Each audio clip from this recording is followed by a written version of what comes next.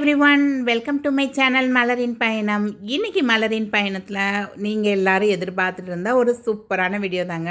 Last Friday December 26 வந்து AVR ஸ்வர்ணமஹாலில் evening 5 o'clock to 10 o'clock வரையும் 0% wastage offer அப்படின்னு ஒரு அனௌன்ஸ்மெண்ட் பண்ணியிருந்தாங்க. ஸோ அதை வந்து நம்ம சேனல்லையும் நம்ம வீடியோ சொல்லியிருந்தோம். ஆல்ரெடி இவங்கக்கிட்ட 70% வேஸ்டேஜ் ஆஃபர்னு Black Friday ஆஃபர்னு சொல்லி நவம்பரில் போட்டிருந்தாங்க. ஸோ அதில் போய் கொஞ்சம் கலெக்ஷன்ஸ்லாம் பார்த்துட்டு வந்து அதில் வந்து நான் ஒரு ரிங்கு மட்டும் வாங்கிட்டு வந்திருந்தேன் அப்போ. ஸோ இந்த தடவை வந்து நான் என்னோடய சிஸ்டருக்காக தாங்க போயிருந்தேன் மெயினாக. அவள் வந்து ஒரு செட் ஆஃப் 4 பேங்கிள் வாங்கணும், ஒரு 6 சவரனில் பழைய பேங்கில் போட்டுட்டு அப்படின்னு சொல்லியிருந்தேன். என்னது கோல்டோட வேஸ்டேஜ் அண்ட் மேக்கிங் சார்ஜஸ்ல இவங்க 100% ஆஃபர்ல தராங்களா? ஆமாங்க, ஏவிஆர் ஸ்வர்ணமஹால் ஜுவல்லரிஸோட பாக்ஸிங் டே சேல்ல தான் இந்த ஆஃபர் கொடுக்க போறாங்க. அண்ட் இவங்க லொகேஷன் பாத்தீங்கன்னா சென்னை அண்ணா நகர்ல தான் இருக்கு. எப்போல இருந்துன்னா December 26 அன்னைக்கு ஈவினிங் 5 PM இருந்து 10 PM வரைக்கும், அதாவது ஜஸ்ட் 5 hours மட்டும் தான் இந்த ஆஃபர் இருக்கும். அண்ட் இவங்ககிட்ட என்னென்னலாம் இருக்குன்னா கோல்ட், டைமண்ட், சில்வர், பிளாட்டினம் எல்லாத்துலயுமே wastage and making charges 100% offer தராங்க. ஒரு பைசா கூட எக்ஸ்ட்ரா இல்லங்க. அப்புறம் மேரேஜ் ஷாப்பிங்கா இருக்கட்டும், கிஃப்டா இருக்கட்டும், இன்வெஸ்ட்மெண்டா இருக்கட்டும், இதை விட பெஸ்ட் சான்ஸ் உங்களுக்கு வராது. பட் கண்டிப்பா இதை மட்டும் ஞாபகம் வச்சுக்கோங்க, 10 PM மேல ஒரு செகண்ட் கூட இந்த ஆஃபர் வேலிட் இல்லைங்க. இந்த தர ஸோ இந்த ரீல்ஸ் தாங்க நான் அவளுக்கு அனுப்பி வச்சுருந்தேன். அவள் என்ன சொல்லியிருந்தானா, அது ஜிஆர்டியில் வாங்கின பேங்கிள் தான். ஸோ ஒன் டைம் இன்வெஸ்ட்மெண்ட் பிளானில் எதுலையாவது போட்டு நம்ம ஒரு 11 months கழித்து வாங்கிக்கலாமா அப்படின்னு கேட்டப்போ, இதுனா நம்ம அப்படியே எக்ஸ்சேஞ்ச் பண்ணி ஜிஎஸ்டி மட்டும் பே பண்ணுற மாதிரி இருக்கும் அப்படின்னு சொல்லி தான் சொல்லியிருந்தது. அந்த ஈவினிங் 5 to 10 சொன்னதுனால அந்த டயத்துக்குள்ளே தான் போகணும். ஏன்னா ஏற்கனவே 70% வேஸ்டேஜ் ஆஃபர் போட்டப்பையும் அந்த டைமை வந்து அவங்க மெயின்டைன் பண்ணாங்கங்க. அதனால் அதை நம்பி தான் வந்து நாங்கள் வந்து ஒரு 4:30 மணிக்குள்ளே கடைக்கு வர மாதிரி வந்துருன்னு அவளையும் சொல்லிவிட்டு நானும் போயிருந்தேங்க. நான் வந்து என்ன செஞ்சேன்னா, நான் வந்து அங்கே ரீச் ஆகும் போதில் மணி வந்து ஒரு 3:40.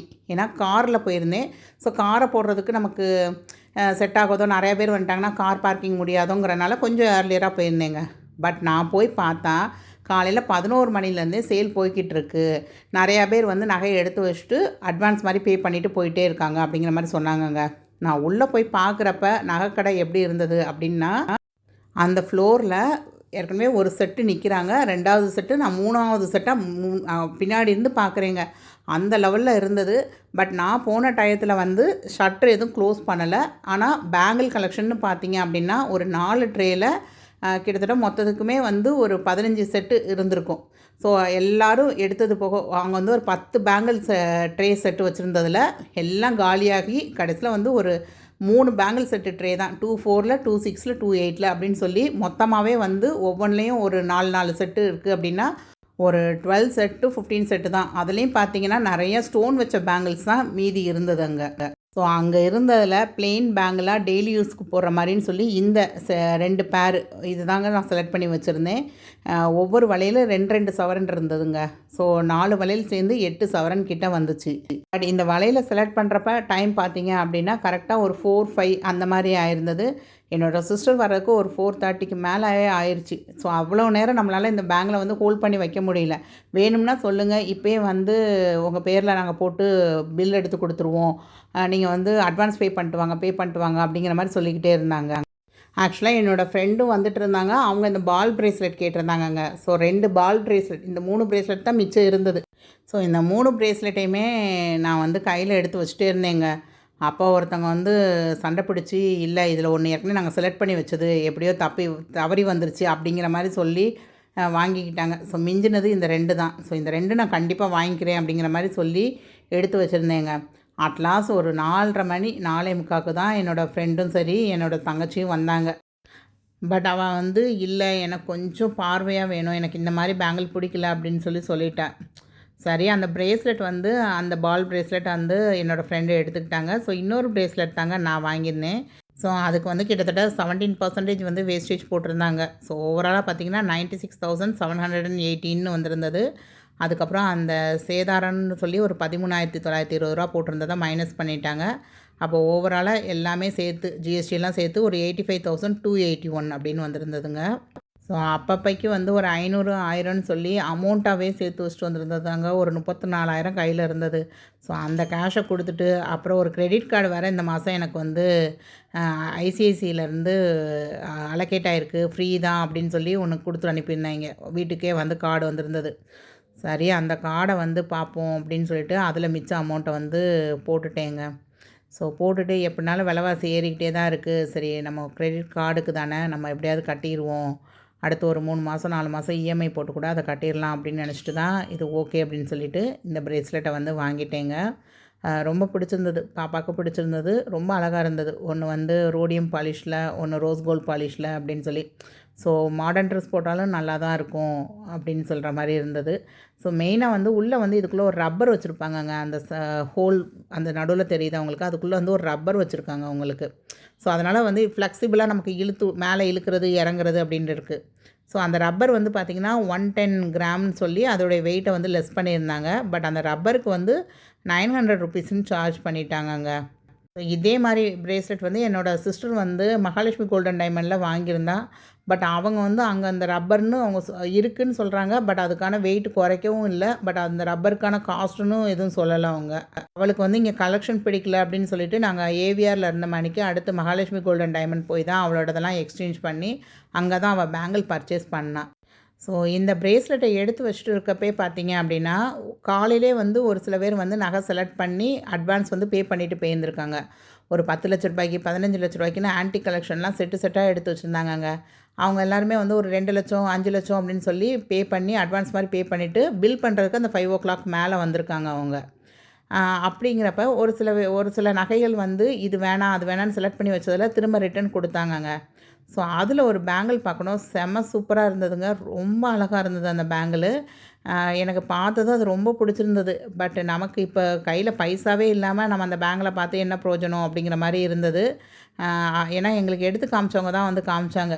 இந்த பேங்கிள் வந்து மார்னிங் அவங்க பார்த்து வச்சுட்டு போனது இப்போ வேணான்னு சொல்லிட்டாங்க. உங்களுக்கு இது வந்து பார்க்குறீங்களா நீங்கள்? ஏன்னா பேங்கிள் தானே பார்த்துட்டு இருந்தீங்க அப்படின்னு சொல்லி கொடுத்தாங்கங்க. ஸோ இந்த பேங்கிள் தாங்க. இது வந்து ஒரு 12 கிராம்ஸ் வந்தது ஒரு பேங்கிள். ஸோ பேர் பார்த்திங்கன்னா 3 சவரன்ங்க. எனக்கு இது ரொம்ப பிடிச்சிருந்தது. ரொம்ப அழகாக இருந்தது. அங்கங்கே சின்ன சின்னதாக ஸ்டோன் இருந்தது. ஸோ என்னோடய சிஸ்டர் சொன்னா இது வந்து அவள் சைஸுக்கு இல்லை, என்னோடய சைஸுக்கு தான் கிடச்சிது. 2/4 தான். ஸோ இது வந்து நீ வாங்கிக்கோ. நீ வந்து இப்போ ராட் பேங்கிள் தானே போடுற. நீ இந்த பேங்கிள் வந்து ஒன்று வாங்கி வச்சுக்கோக்கா, நல்லாயிருக்கும். கண்டிப்பாக நீ நிறையா வீடியோஸில் உன்னோட கையை தானே காமிக்கிற. நீ ஜஸ்ட்டு எங்கேயாவது வெளியே போனால் தாங்க நான் பேங்கிள் எடுத்து கையில் போடுவேன். இல்லைனா அந்த பிரேஸ்லெட்டோட நிப்பாட்டிக்குவேன் நான். ஸோ எங்கேயாவது வெளியேறி போகிறேன் அப்படின்னா போடுவேன். அப்புறம் நான் ஏதாவது வீடியோ எடுக்கிறேன் அப்படின்னா மொட்டை கையாக இருக்கக்கூடாதுன்னு சொல்லி பேங்கிள் போட்டு அந்த வீடியோவில் என் கை தான் மெயினாக காமிக்கிறனால பேங்கிள் போடுவேன் நான். ஸோ அதனால் இந்த பேங்கிள் நீ எடுத்துக்கோ அப்படின்னா. என்கிட்ட வந்து சுத்தமாக பைசாவே இல்லை. எனக்கெல்லாம் இப்போ வேணாம். இப்போ ஏன்னா ரீசெண்டாக தான் நான் இருக்கிற ஓல்டு கோல்டெலாம் போட்டு பர்ச்சேஸ் பண்ணி வச்சுருந்தேன். ஸோ என்கிட்ட எதுவுமே கிடையாது. இருந்த கிராமு 12 கிராம் வந்து சேர்த்து வச்சுருந்தேன். எல்லாமே வந்து பழசில் போட்டாச்சு அப்படிங்கிற மாதிரி சொல்லியிருந்தேன். ஸோ அவள் சொன்னால் இது உனக்கு பிடிச்சிருக்கு அப்படின்னா வாங்கிக்கோ. நாளைக்கு பேங்க்கில் ஏதாவது நகையை ப்ளெட்ஜ் பண்ணி எனக்கு அமௌண்ட் போட்டு விட்ரு. நான் மகாலட்சுமி கோல்டன் டைமண்டில் எனக்கு நான் மாற்றிக்கிறேன் அப்படிங்கிற மாதிரி அவள் சொல்லியிருந்தா. அப்புறம் என் ஹஸ்பண்டும் வந்து ஓகே நீ நெக்ஸ்ட் இயருக்கு வந்து டார்கெட்டாக வச்சுருந்த ஒரு 3 சவரனில் வளையல் வாங்கணுன்னு அது இப்போயே அமைஞ்சிருச்சுன்னு நினச்சி இதை வாங்கிக்கோ. நம்ம பேங்க்கில் வந்து அடுத்து மாதம் கரெக்டாக கட்டிடலாம். நம்ம பேங்க்கில் வந்து நகையை வந்து ப்ளெட்ஜ் பண்ணிக்கலாம் அப்படிங்கிற மாதிரி சொல்லிட்டாரு அவரும். ஸோ இவங்களோட நகை வந்து எல்லாமே பார்த்திங்கன்னா நல்லா ஹால்மார்க் சிம்பிள் ஹெச்யூஐடி எல்லாமே இருந்ததுங்க. ஸோ மெயினாக என்ன அப்படின்னா அந்த கூட்டத்துக்குள்ளே நம்ம வந்து ஒரு பொருள் வந்து நமக்கு பிடிச்ச மாதிரி இருக்குது அப்படிங்கிறப்ப இதை விட்டுட்டு வரக்கூடாது அப்படிங்கிற ஒரு தாட் வந்து இருந்துக்கிட்டே இருந்தது. அதாவது கையில் ரூபாயே இல்லாமல் நம்ம நினச்ச டார்கெட்டை வந்து அச்சீவ் பண்ணுறதுக்கு கடவுள் நமக்கு ஒரு வழி வகுத்துருக்காரு அப்படிங்கிற மாதிரி தாங்க நான் நினச்சிக்கிட்டேன். ஸோ இந்த பேங்கிள் பார்த்திங்கன்னா ஒரு 12 கிராம் 160 மில்லிகிராம்ஸ் இருந்தது. ஸோ ஸ்டோன் வெயிட் மட்டும் வந்து ஒரு 168 கிராம்ஸ் இருக்குதுன்னு போட்டு மைனஸ் பண்ணியிருந்தாங்க. ஸோ இதுக்கு வேஸ்டேஜ் நார்மலாக வாங்க போனீங்கன்னா 18.90 அப்படிங்கிற மாதிரி போட்டிருந்தாங்க அவங்க. அதே மாதிரி 2 பேங்கிளுமே வந்து ஓரளவுக்கு ஒரு 100 மில்லிகிராம் டிஃப்ரென்ஸில் தான் இருந்தது. ஸோ ஸ்டோன் வெயிட் மட்டும் 420 840 ருபீஸ் வந்து அந்த 4 ஸ்டோனுக்கு மட்டும் போட்டிருந்தாங்க. அது கொஞ்சம் காஸ்ட் வைஸ் வந்து அந்த ஸ்டோனுக்கு வந்து கொஞ்சம் கூடின மாதிரி எனக்கு ஃபீல் ஆச்சு. ஸோ ஸ்டோன் இல்லாமல் அப்படின்னு பார்த்தீங்கன்னா ஓவராலாக ஒரு 23 கிராம் 844 மில்லிகிராம்ஸ் இருந்ததுங்க. ஸோ இதுக்கு வந்து மொத்தமாக பார்த்திங்கன்னா ஒரு 3,64,718 ருபீஸ் வந்திருந்தது. ஸோ இவங்க வந்து அந்த ஜிஎஸ்டி போடுறதுக்கு முன்னாடியே அந்த 0% வேஸ்டேஜுங்கிற மாதிரி அந்த வேஸ்டேஜை வந்து லெஸ் பண்ணிட்டாங்கங்க. கிட்டத்தட்ட 57,841 ரூபா வந்து வேஸ்டேஜ் போட்டிருந்தாங்க. அதை மைனஸ் பண்ணிடுறாங்க. மைனஸ் பண்ணிவிட்டு 3,06,800 சம்திங் வந்திருந்தது. அதுக்கு தான் ஒரு 3% ஜிஎஸ்டி போட்டாங்க. ஸோ அது ஒரு 9,206 அந்த மாதிரி வந்திருந்ததுங்க. ஸோ ஓவராலாக பார்த்தீங்க அப்படின்னா இது ஒரு நல்ல ப்ராஃபிட்டபுளான பர்ச்சேஸ்னே சொல்லுவேன் நான். நிஜமாவே இந்த வருஷம் வந்து ரொம்ப ரொம்ப ஒரு லக்கியான வருஷம் அப்படின்னே சொல்லலாங்க. ஏன்னா பீமாலே 0% வேஸ்டேஜ் போட்டப்ப வந்து ஒரு சில வெள்ளி பொருட்கள், அதுக்கப்புறம் ஒரு 2 ஸ்டட்டு அந்த மாதிரி வாங்க முடிஞ்சது அப்பயும். ஸோ இப்பயும் பார்த்தீங்கன்னா இன்றைக்கி மார்க்கெட் ரேட் வந்து 12,835ங்க. நான் வந்து இதை பில் பண்ண முதல்ல பார்த்தீங்கன்னா 5:45 PM உங்களுக்கு. இந்த இந்த இதுக்கு ஏன்னா கார்டு வந்து நம்மகிட்ட அமௌண்ட் வந்து பிச்சு தான் பண்ணேன் நான். இந்த வளையல் வாங்கிட்டு நம்மக்கிட்ட மிச்சம் அமௌண்ட் இருந்தது அப்படின்னா நம்ம வந்து அந்த பிரேஸ்லெட்டை வந்து பில் பண்ணிக்கலாம் அப்படின்னு யோசிச்சுருந்தோம் நாங்கள். ஸோ அதனால் ஃபஸ்ட்டு வந்து இந்த வளையலை மட்டும்தான் தனியாக பில் பண்ணோம். ஏன்னா இந்த வளையல் ஓகே அப்படிங்கிற மாதிரி இருந்தது. அடுத்து பார்த்திங்கன்னா அந்த பிரேஸ்லெட்டை பில் பண்ணும் போதில் மணி 6 ஆயிடுச்சு உங்களுக்கு, 6 PM ஆயிடுச்சு உங்களுக்கு. ஸோ இது வந்து ஓவராலாக பண்ணி முடிச்சுட்டு இந்த ப்ராடக்ட்டை வந்து கிட்டத்தட்ட அரை மணி நேரமாக மேலேருந்து வந்துடும் வெயிட் பண்ணி பார்த்தோங்க. வரவே இல்லைங்க. அவங்களும் வந்து வரலங்கிறாங்க. அதுக்கப்புறம் 3rd ஃப்ளோருக்கு அந்நேரம் கூட்டம் கடையில் பார்க்கணுமே அப்படியே பிச்சு உதறிச்சுங்க. நடக்கிறதுக்கு கூட இடம் இல்லை. அந்த ஸ்டெப்ஸ் ஃபுல்லாக ஆளுங்க. இங்கே ஷட்டரை வேறு க்ளோஸ் பண்ணிட்டாங்க. ஸோ எனக்கு எங்கிட்ட போய் யார்கிட்ட கேட்குறதுன்னு கூட தெரியலை. அப்புறமா 3rd ஃப்ளோரில் போய் எனக்கு வந்து எடுத்து காமிச்சவங்கக்கிட்டேயே வந்து ப்ராடக்ட்டை வந்து நீங்கள் கீழே டெலிவரி கொடுத்தீங்களா, நான் பில் பே பண்ணிவிட்டு ப்ராடக்ட்டை காணுன்னு சொல்கிறாங்க அப்படின்னக்கப்புறம் பார்த்தா அவங்க ஒரு கவர்க்கில் போட்டு ஒரு மூலையில் எடுத்து வச்சுருந்தாங்கங்க. அப்புறம் அங்கே உள்ள சேல்ஸ் பர்சன்ட்ட திரும்ப அங்கே மேலேருந்து இறங்கி கீழே கொண்டு போகிற ப்ராடக்ட்டில் திரும்ப கொடுத்து விட்டு கீழே வந்து டெலிவரி வாங்க போனால் டப்பா இல்லை, பேங்கிள் பாக்ஸ் இல்லை அப்படின்னாங்க. சரி நீங்கள் ஏதாவது ஒன்றில் எனக்கு வச்சு கொடுங்க, நான் கடையை விட்டு வெளியேறினா போதும் அப்படிங்கிற மாதிரி ஆயிடுச்சு எனக்கு. ஸோ கடைசியில் இந்த செயின் போட்டு கொடுக்குற இந்த ஒரு பாக்ஸ் தான் இருந்தது. ஸோ இதில் வந்து போட்டு அப்படியே டெலிவரி வாங்கிட்டேங்க. வெயிட் கூட அங்கே செக் பண்ணவே இல்லை. அப்புறம் வீட்டுக்கு வந்து தான் சாவகாசமாக உட்காந்து வெயிட்லாம் செக் பண்ணேன் நான். ஸோ என்னோடய சிஸ்டர் வந்து நான் அங்கே இருந்த மணிக்கே மகாலட்சுமி கோல்டன் டைமண்ட்ஸ் கூட்டிகிட்டு போயிட்டேங்க. ஸோ அங்கே வந்து அவள் பழசெலாம் போட்டு கொஞ்சம் எக்ஸ்சேஞ்ச் பண்ணி அங்கே ஒரு ப்ரேஸ்லெட்டும் அவள் ஒரு 4 வளையலும் வாங்கினான். ஸோ அதை வந்து கொஞ்சம் கிளிப்பிங் எடுத்து வச்சுருக்கேன். அது ஒரு ஷார்ட்ஸாக உங்களுக்கு நான் காமிக்கிறேங்க. அது 3% வேஸ்டேஜில் அவள் வாங்கின வளையல், இதே மாதிரி ஒரு ப்ரேஸ்லெட், பால் ப்ரேஸ்லெட்டு அங்கே வந்து 1 பவுனில் அவளுக்கு அமைஞ்சது. ஸோ அது எல்லாமே நான் உங்களுக்கு அடுத்த வீடியோவில் ஒரு சின்ன ஷார்ட்ஸாக தான் எடுத்திருக்கேன். ஸோ ஷார்ட்ஸில் கண்டிப்பாக நான் உங்களுக்கு ஷேர் பண்ணுறேன். நெக்ஸ்ட்டு அது பார்த்தீங்க அப்படின்னா சாட்டர்டேவே கொண்டு போய் நகையை கொஞ்சம் ப்ளஷ் பண்ணி அவளுக்கு அமௌண்ட்டு யார்கிட்டலாம் நம்ம வாங்கியிருந்தோமோ அவங்க எல்லாத்துக்குமே கொடுத்துட்டேங்க. ஸோ எனக்கு நகை பேங்க்கில் அடமானம் வைக்கிறப்ப எவ்வளோ கொடுத்தாங்க, ஒரு கிராமுக்கு 6 மந்த்ஸ்னால் ஒரு ரேட்டு சொன்னாங்கங்க, 12 மந்த்னால் ஒரு ரேட்டு சொன்னாங்க. எவ்வளோ மொத்தமாக வந்து எவ்வளோ வந்து ரேட் ஆஃப் இன்ட்ரெஸ்ட் போட்டிருக்காங்க, அந்த மாதிரி எல்லா டீட்டெயில்ஸும் நெக்ஸ்ட்டு வீடியோவில் நம்ம பார்க்கலாங்க. ஸோ நெக்ஸ்ட் இயர் டார்கெட்டை வந்து இந்த வருஷமே வந்து கடவுள் கிருபையால் நமக்கு கிடச்சிருச்சு.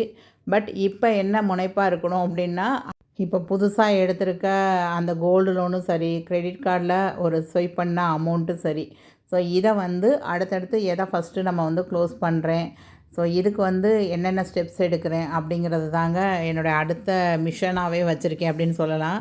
ஸோ ஒரு 2026ல் நான் வந்து எல்லா கோல்டு லோனே அடைச்சிடணும் அப்படின்னு நினச்சேன். பட் புதுசாக ஒரு கோல்டு லோனே வைக்கிற மாதிரி ஆயிடுச்சு.